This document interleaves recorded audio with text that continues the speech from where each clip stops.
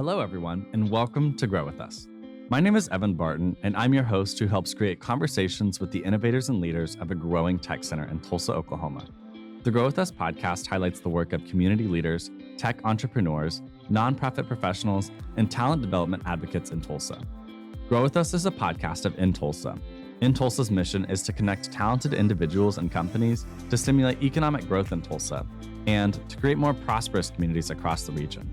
Each episode, Grow With Us discusses the growth of opportunities, the growth of communities striving for change, or the tech and innovation that is changing the landscape of Tulsa. On this episode of Grow With Us, I'm speaking with Cheena Pazzo, founder and CEO of One80. We discuss marketing and communications as an occupation, her daughter Sophie's experience with Tulsa Service Year and the impact of that program on their family, and her keys to success in entrepreneurship and communication strategy.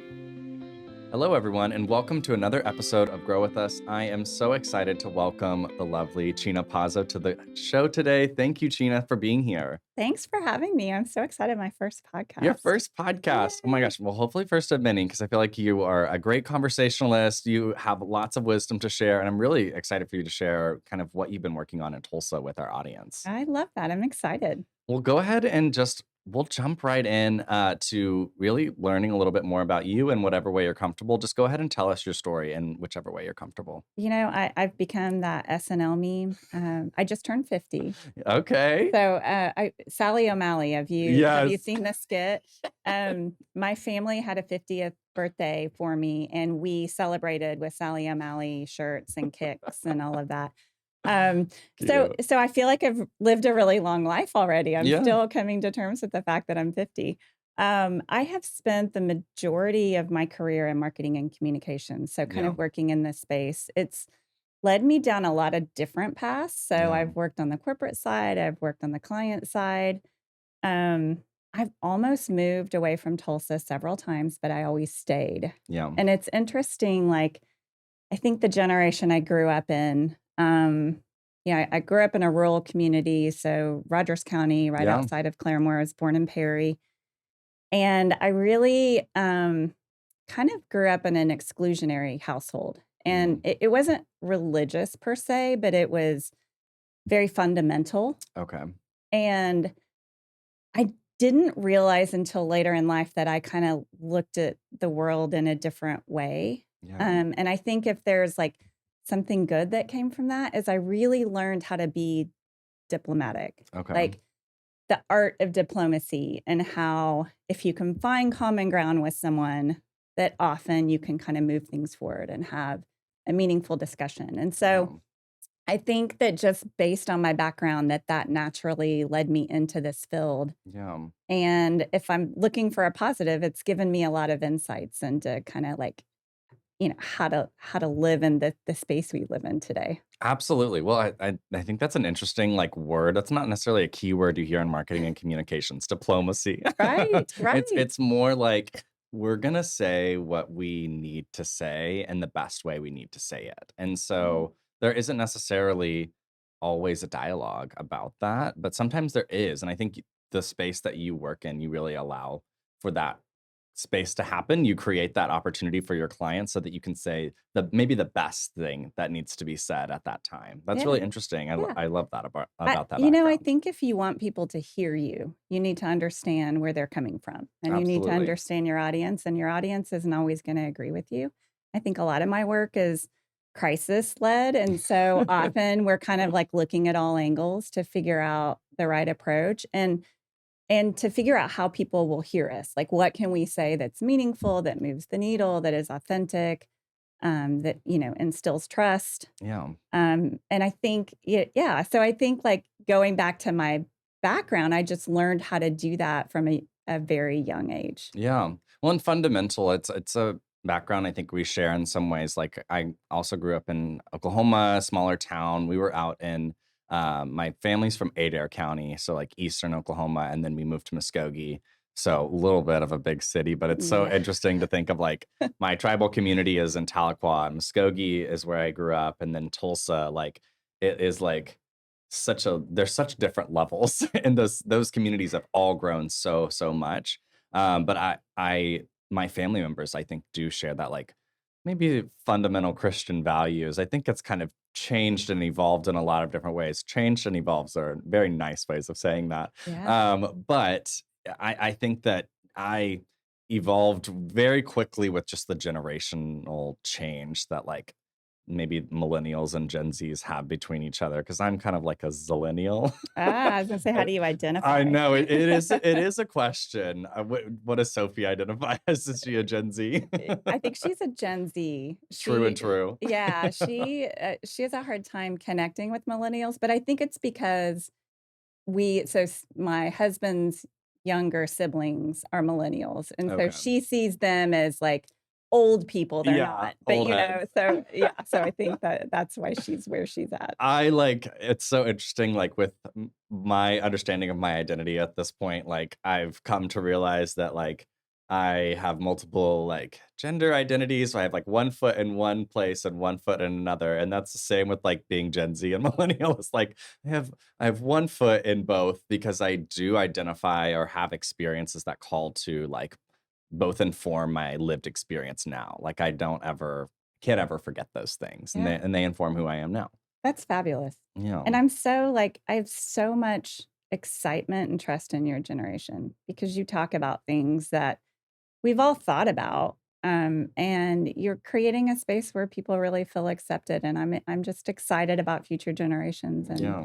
what that brings. I love that. Well, speaking of future generations, I think it's interesting to think about Tulsa and the generations of Tulsa that Yeah. maybe like you and I have both seen, but also like you have seen in raising your family here and growing up with your family here in some ways. What has your relationship with Tulsa been like, and how has it changed over time for you? I think it's funny. We talked about being in a rural community. So Tulsa was the big city for us. Oh yeah. And so it was my place to escape. And so I probably had less expectation around what Tulsa was for me than Yeah. like how could I escape my kind of rural upbringing and the people that I was connected with as Yeah. part of that. And so but definitely I have worked in a lot of different spaces in Tulsa, a lot of my companies, although this was always home base. Mhm. I worked in Colorado. I did a stint in Chicago. I never officially moved away, but it was like a hop on a plane Monday, come back on a Thursday. So I feel Yeah. like I really experienced different cultures and different communities. I never felt unhappy, but I think like the opportunity, even just in the last 10 years, is like incredibly different. The landscape's Yeah. different.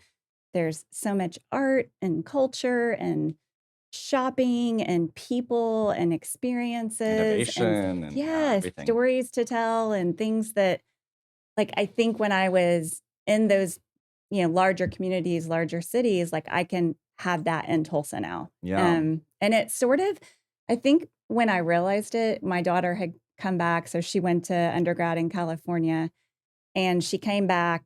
I mean, she was there 4 years and she'd come back from time to time, but she came back and like eyes wide open, like walking through downtown. She was amazed. She was like, this is the most, I mean, it brought tears to her eyes. Like, this Yeah. is the most incredible transformation in such a short time. And I'm like, for us, it's like 1,000 little cuts because we feel Yeah. like we've been experiencing it along the way. But through her eyes, I really saw kind of the unique transformation. And it was it was nice to see that she had a place that she could call home and come back to and feel embraced and loved and I love that. able to be herself. That's awesome. I love the way you told that story because it was, for me, I'm thinking about the last 10 years. You put it in that time frame. And so I spent about 5 years of that away for college and then 5 years back now.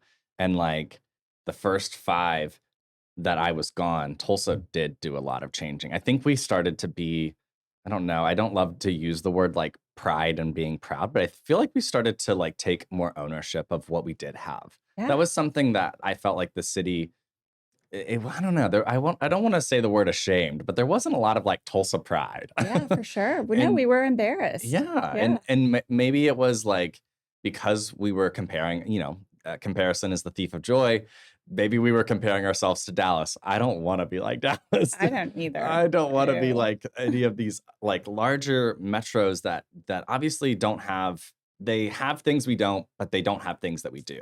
And as we, speaking collectively about Tulsa is interesting. Sometimes I'm like, Mr. Tulsa, mayor of Tulsa, sometimes feel like we as a city, but I do feel like I can speak to an experience that feels collective about like how Tulsans have started to look at Tulsa differently.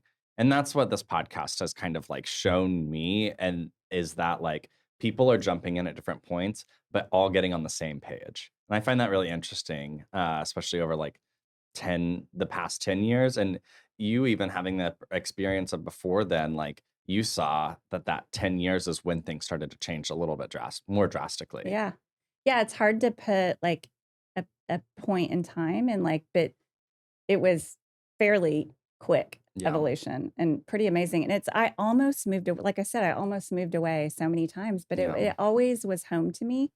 And I think I always held out hope that it would become the place I wanted to live and Yeah. retire and raise a family in. And I feel like we're there. We're there. I love it. That's awesome. Well, let's kind of get into the meat of our discussion. I really am excited to talk about this because it's one of those things where I didn't realize the profession I was in until I was already like 2 years into it. But you are the founder and CEO of 180, which is a strategic communications firm based here in Tulsa. Can you share a little bit with our audience about the journey to founding 180 and how you've maintained the business for 10 plus years? Yeah, for sure. Well, I mean, every good small business starts as a side hustle. Yeah. Well, So, I'm right there with right? you. So 13 years ago, I was working in healthcare, local healthcare, on the communication side. And I don't want to say I was slightly kind of bored. I was busy, but doing the same thing. Mhm. And people kept asking me to work on projects. And so, like I said, I just started project by project. When my healthcare career ended, actually, this was one of my almost moved away from Tulsa stories. So when Ascension came in and started working with St. John, Mhm. all the corporate jobs were moving to St. Louis. And I'm like, oh, of all the Interesting. places that I wanted to be, St. Louis wasn't one of them. It's not So high it's on my like, list yeah, either. no, I tried, but I Yeah. couldn't get on board. So, so I really like kind of did some soul searching and thought, okay, well, I guess I'll hang out a shingle. And that took a lot of different forms. Yeah. So I did a stint in advocacy communications. So did some work at the Capitol working on state issues. Yeah. It was fulfilling, but probably not the place for me. After that, I actually co-founded a company that did tribal consulting. It's called Oh, Kanadi Strategies. that's amazing. So we worked in with all the tribes in Oklahoma in different capacities. That was incredible work and really fulfilling, and really taught me a lot about appreciating the land and First People here and Yeah. respecting all that has given us. So that the only reason we kind of moved on to other things is my co-founder ended up working for a tribe full time. So That's how they get right. their people. So that left, so we pivoted into other areas. And so that is what 180 is today. So we work Amazing. primarily in local spaces. We have some national clients, but if we're working nationally, it somehow relates back to the work we're doing in Tulsa. And it's a mid-market, fairly small community. So we work across a lot of different sectors. Yeah. That's reflective, like, in how you can do that in your background and all the different disciplines that you've had experience in, from healthcare to tribal advocacy. I mean, like, and like state issues like government and politics. I mean, talk about needing a communication strategy. Right. All three of those sectors Yes. are reliant on it in terms of like delivering their services and everything. Yes. That tribal advocacy piece is really interesting work to me. It was one of the, whenever I was growing up and went to Dartmouth and was wanting to find my path, the first job title that ever came to my brain, I guess, as I was pursuing my Native American Studies degree, was like, I wanted to be a tribal consultant. Mm. And I was like, what does that even mean? Do the tribes need consultants? And then I came to realize, like, well, yeah, the tribes are already using consulting agencies. But that was just like, as I was understanding what and how big consulting really was, it to me felt like there was a big wide world, or at least a gap in the market in terms of like, was a tribe doing what it could do in the best way that it could do within that state, and do they understand the complexities of that state? And it's not me questioning whether the tribes know how to do that necessarily. It's, do they understand the context in which they are like navigating, and the people that are in the places to do that? I don't know. I really went all the way down that path. And I found, and I think that honestly really informs maybe why I'm in the job that I am now. I really like understanding systems and like culture, and being informed by, like, I called like my degree path was like becoming a professional Oklahoman, because I understood the context of like what it means to live here, and like you said, like appreciating the land, the environment, and maybe just like how everything is as interconnected as it is. And I think being able to talk to each other is an important, maybe the most fundamental element of that, which is really cool. Absolutely. It was fascinating. So my business partner was Cherokee Yeah. and had grown up and like working in tribal communities and has a law degree, like incredibly talented individual. And I came in as an outsider, which really was, you know, I, it was a tough space to be in terms of like, how could I bring my outside experiences to this community in a way that was respectful Yeah. and, culturally appropriate. And it really, like, I would say the first 6 months to a year, I just sat and listened Yeah. and learned. And then, but it was a nice collaboration because I could bring that outside perspective into what's working in other sectors. And she really brought that, knowledge and history. Yeah, it's surprisingly dense. I guess not surprising, but like it's incredibly dense, and like I guess the biggest thing for me, like within the past 5 years, we've had like such a big change in like the sovereignty like conversation since the McGirt decision. So that felt like a whole new thing. Like you could, if we wanted to get into it, like that is a whole nother conversation, and how like a tribe could really push the envelope. And so it's interesting that you've had that experience, and I'm obviously am passionate about it. So I like Yeah. talking about We'll it. have coffee and talk further about it. I love it. Absolutely. But this amazing 180 is, like you said, started off small, and every every good small business starts off as a side hustle. It's really cool to see how it's grown and grown and grown with you. You have an amazing team, which is awesome. I want to zoom in a little bit on like the fundamentals of like PR and strategic communications. When do you kind of advise clients on kind of starting to think about their communications? And what's the benefit and return for a comprehensive like comm strategies? And how do you start from square one with that? Yeah, I mean, it's big, right? So I think starting from day one's important, and every communications person's going to tell you that, Yeah. but I say it for a couple of reasons. So if you want to build trust in a product or in your community, or you want to move the needle, and you need to ensure that the way you're communicating about that aligns with like your strategic goals and your strategic initiatives. And sometimes when you break that down and begin to apply language, you can oftentimes see kind of where those holes or where those Yeah. gaps exist. So thinking critically about that from the beginning can really help your business be successful, ensuring you understand your audience and understanding what your business is trying to accomplish. And so I would say a lot of our work, while we do fund like pizza social media, Mazio's as a client, Yeah. the majority of our work is kind of that deep dive and just sort of peeling back the onion and Yeah. trying to understand what is the short-term trajectory, but where do we want to be in 5 years, 10 years, and what does that look like? And then we'll put really thoughtful perspective around like, who are we trying to communicate with? What are their points of view? What are their perspectives? In today's environment, what language can we use? Yeah. If the goal is to get people to listen, there are certain words and certain terms that are just a non-starter. Yep. So, really understanding like how to communicate in that authentic way. You don't want to degrade your message or move away from the things that are important to your organization, but like let's think critically about how we talk about things. Yeah, and I think it's a lot of like meeting people where they're at in terms of like how do you communicate with people? Well, it can be as fundamental as talking directly to them, but you also have to realize what your channels are. Social media is a big one today. I feel like it's one of those things that companies have started to really realize is really their way of directly communicating with their end user, or at least people that might be like new customers, even. But is there like, maybe traditionally, like, what would you say is like the most direct way for a company to communicate with their consumers? I mean, I definitely think digitally is, through your website, through Yeah. social media. I have a love-hate with social media. It's so Same. important. It's so important, but it's so all-encompassing and overwhelming and out Yeah. of control in a lot of ways.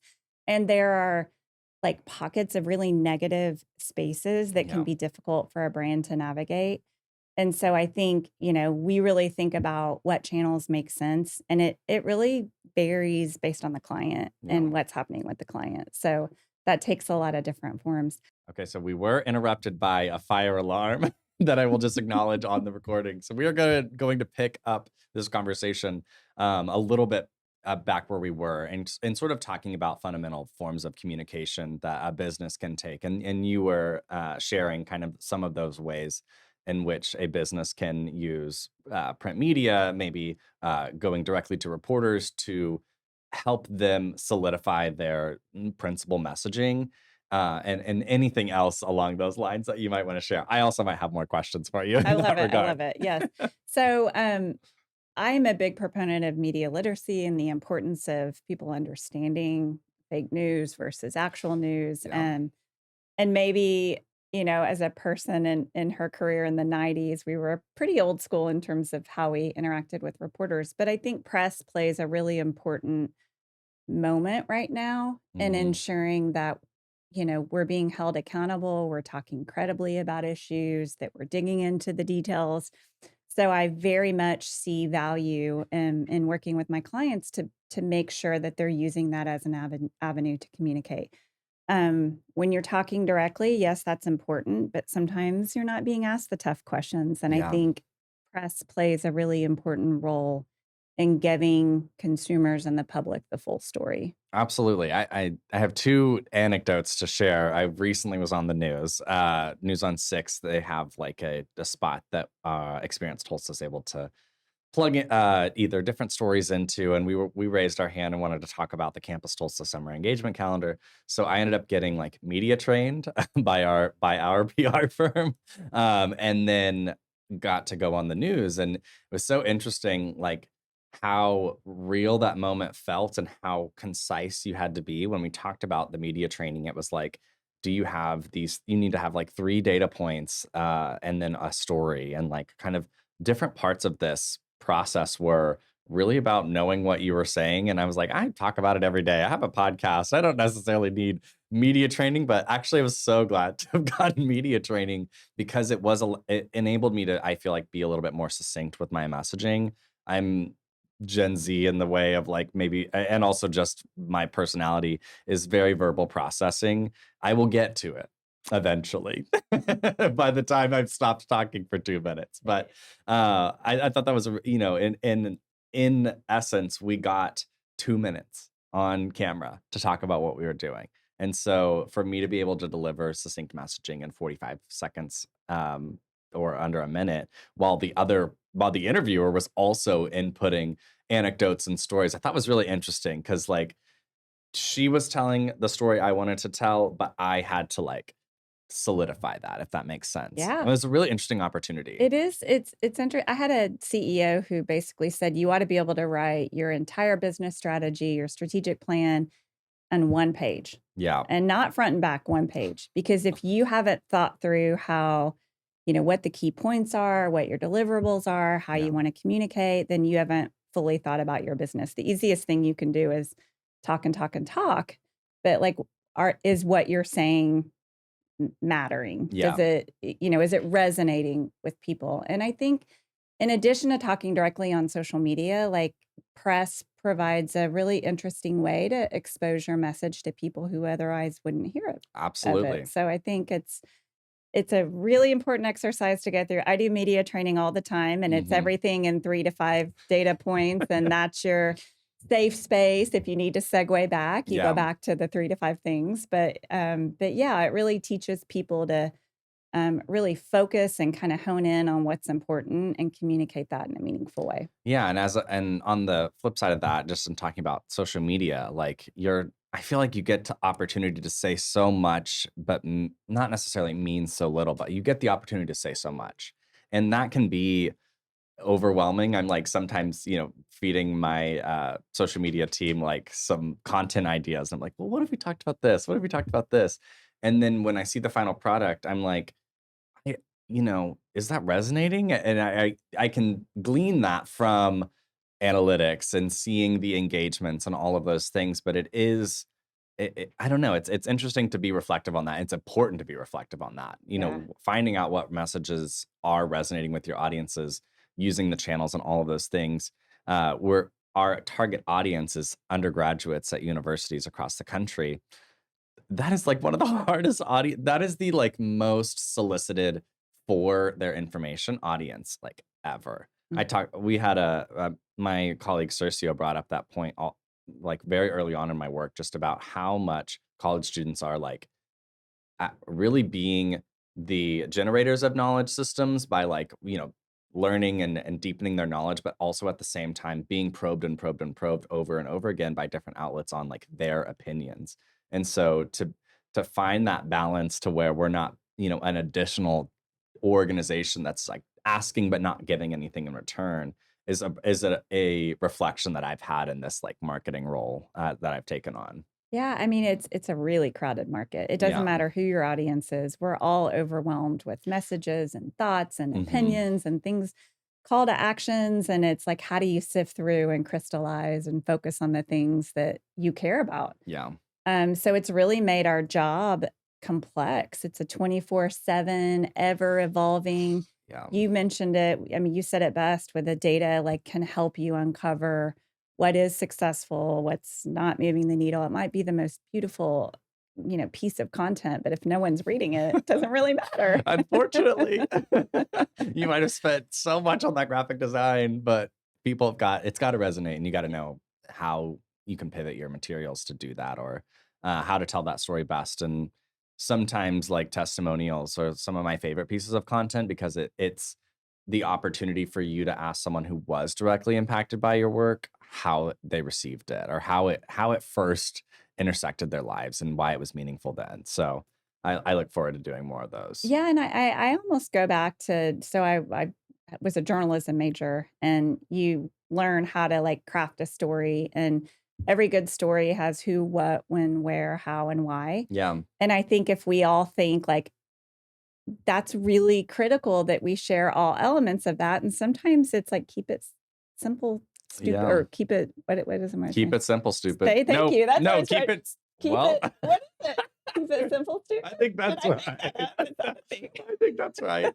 Anyway, yeah, but sometimes it's just like we get so overwhelmed and like, beautiful language we want to use or the latest acronym. And Yeah. sometimes just keeping that really simplistic view of delivering information we know people want is where you start. Absolutely. Absolutely. Well, I want to switch gears just a little bit and talk about a little bit more of like a personal connection that you have to our program. This is a perspective that I'm really interested to highlight, and we haven't necessarily had the opportunity to do this ever before, but I now work for Tulsa Service Year as the marketing manager for them. It's a program that obviously I care a lot about, and I've had the opportunity of working with fellows from now cohort 5 and cohort 6. But your daughter was a part of cohort 5. And I think it would be interesting for maybe our audience to hear about the parent perspective on a program like Tulsa Service Year. Maybe it's a little bit indulgent for me to hear like, oh, the impact that we're having, but it's a program that in some ways, not to maybe steal what you might say, but like my mom loved the idea of me being able to come back and work in an impactful organization. And so maybe just from your perspective, how did you know, how was that program impactful on your family and bringing your daughter back to Tulsa? Yeah. I have so many. We could do an hour on this because it really did, it really did make a difference. So Sophie's plan is always to be in med school. In fact, she leaves in 2 weeks Uh, for Ohio State. Says she's Amazing. coming back to Go Oklahoma. So Buckeyes. I'm holding her to that. So her plan was always to do med school, but that's a huge field, and there's a lot of different ways that you can take that. And in a Yeah. lot of ways, she was very disillusioned with healthcare and the systemic inequalities in healthcare, and really struggled with whether she wanted to be part of that. And so this fellowship, she worked with Oklahoma Birth Equity Initiative and ran the community doula program. Yes. And it was such an incredible experience for her because she learned what community medicine was all about Yeah. and how you do meet people where they are, how you connect with people in their communities and their spaces and help them improve their overall health. And she, in many ways, at the end of that, realized what she wanted to do with her life. So initially, she was going to do some type of community medicine, but really began to understand, like as a primary care physician, how like caring for the whole person was a big part of like her interest Yeah. and her skill set. Um, and I would say at the end of it, she was excited again. She Yeah. understood ways that she could be part of a broken system, but ways that she could help communities in a very unique way that I would say outside of this experience, I'm not sure she ever would have felt at peace with it, happy with it, or would have understood what direction to take in medicine. Yeah, that's so So, interesting. The gap year between undergraduate and medical school, I had a friend do the same thing, and it was so affirming to his decision to go. I like, I don't know, I felt like I also potentially or was gonna pursue medicine in college, and it was one of those things that like I was dying for an internship or an experience in a hospital that would expose me to what I would do because I needed my fire lit for me, and if that makes sense, yeah, because it was doing school and learning biology and chemistry and it's so down in the details that you're not even acknowledging the person, you're acknowledging the things that are wrong with them more than you are who they are. And I find that I love that like Sophie had that experience of like I guess really affirming that there was a reason why she was even genuinely interested in medical school, but this is how my like eventual hard work will pay off and how I can continue to serve in that community. Community doulas are so, so important. Like women's maternal health is, I think, a conversation that is never ending.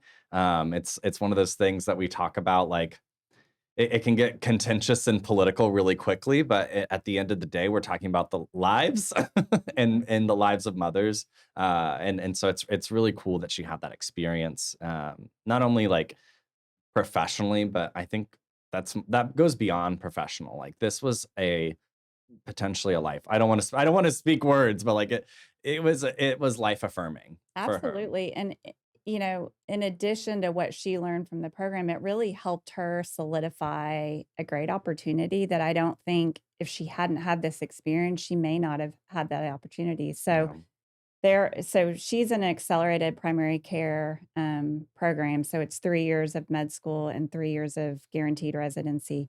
They accept 4 students a year, and she's one of four. And she's Wow. definitely the only from Oklahoma. I Oh don't yeah. know in her broader med school class, but they loved that experience that she brought and the passion she brought for community-based medicine. Yeah. And in fact, I think that she's starting a program there that emulates what Oklahoma Birth Equity Initiative does here. That's amazing. I love that. I this is where I'm getting like reminded of how much I'm similar to my mother because like I love talking about like the successes of another parent's child.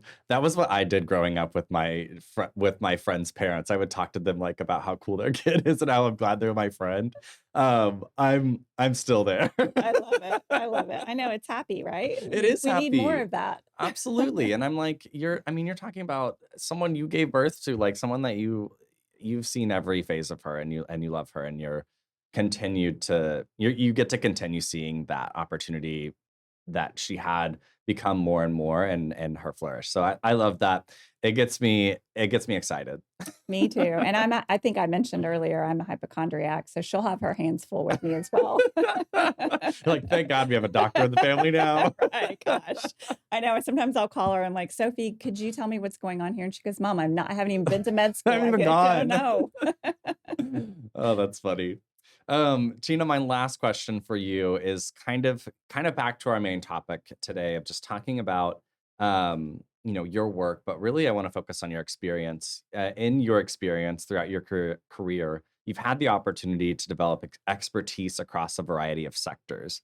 How do you think these experiences have benefited you long term as an entrepreneur and now as a leader in your discipline?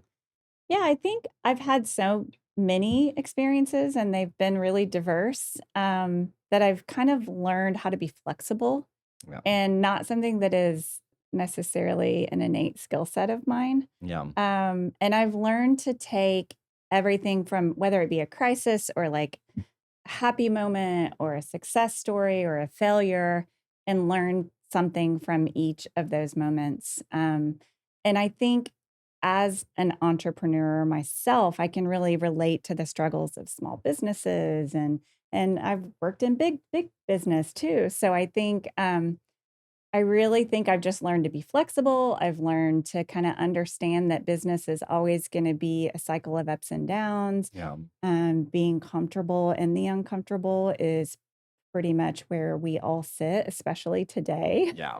And then just, you know, having an authentic belief in the message and communicating in a very authentic way is something that is near and dear to my heart. And sometimes I lose clients over it. Yeah. So And like that's an important, I think, like reflection to have, is that like, because I am who I am and I want to run my business the way that I want to run my business, that doesn't mean I'm for everyone. And you can't be everything for everyone. I wanted to also just point out like two words that you've kind of used as descriptors, or at least of your previous experience, and then now kind of the skills that you've learned, like flexibility and fundamentalism. right. The two F's. But I find that interesting. Like there is a way to be informed by that fundamentalism, in whichever way you interpret that word, whether it's religious or personal or whatever. But there's room for flexibility in everything. And I love how you said it's like a skill you had to learn over time. You don't start off flexible. Right. It like takes a lot of, I think, like dedicated work to like limbering up in terms of like your like, I don't know, just I think you sometimes start off more rigid than you start off as flexible, because there's a lot of things you have to be okay with happening either around you, within the business, the problems that arise, the crises. It becomes like, for me, at least in my entrepreneurial experience, I've like learned it takes a lot of flexibility. It also takes a lot of trust, and like who you trust is really important. And I think at the end of the day, you also have to trust yourself. Just one of the hardest things to do. I don't know. That's my reflection on that question. Very, very well said. It's funny. At the height of my career, when I had the best title, let's put it that way. So I was a senior VP over like statewide healthcare. And I was affectionately known as the passionate Italian. Mm-hmm. A little bit hot-tempered, very opinionated, very, I had an agenda that I wanted delivered on. And when things got in the way, I didn't always handle it with grace. And I would say people that know me now don't describe me in that way. Yeah. And that's a tough thing to like kind of recognize, where you need to be professionally to be at your best. And so I've really evolved over my almost 30 years in the field. I love that. Well, I think founder and CEO is pretty awesome. Well, I really just created the business so I could have that title. Me too. Well, Cheena, thank you so much for your time. This has been a lovely conversation. Is there anything else you want to, last words, anything you want to plug about 180 or just your current ventures right now? Gosh, you can find us online at 180.us and would love to hear from you. Amazing. Well, thank you so much again. And thank you so much for listening to this episode of Grow With Us.